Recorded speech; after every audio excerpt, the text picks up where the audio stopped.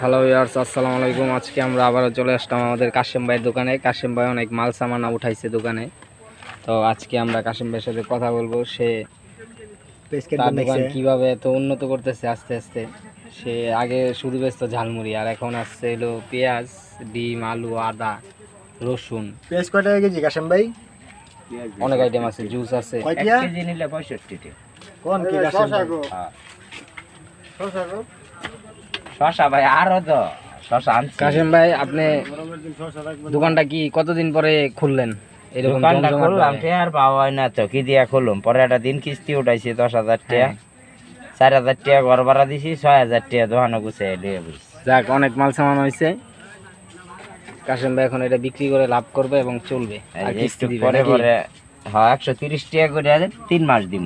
এটা কি কিসের জন্য করতেছেন? এটা ঝালমুড়ির কাঁচামরিচ কাটতেছি। কাশেম ভাই দোকানে সুস্বাদু ঝালমুড়ি পাওয়া যায়, কাশেম ভাই স্পেশাল।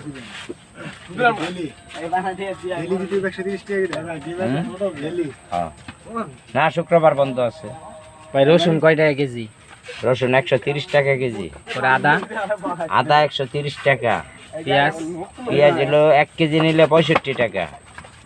বাজারের দাম আর আপনার দাম কি একই দাম? না, 2 টাকা 3 টাকা কম বেশি আছে। কেলে বাজারে গেলে অনেকটা একটা দেওয়া লাগে। আমার বাসাতে বাইরে নিব, আমি কই আই জায়গাটা একটা একদম এরকম একটা জায়গা, অনেক আর কি আশেপাশে কোনো বাড়িঘর নাই, একটু দূরে দূরে বাড়িঘর। তো ভাই এমন একটা জায়গায় দোকানটা করছে যেই জায়গায় মানুষ হাঁটতেই পারতো না, ওইখানে সে দোকান দিয়ে বসে রয়েছে। এই কারণে সে সবকিছু আর কি 2-3 টাকা করে বেশি রাখে নাকি?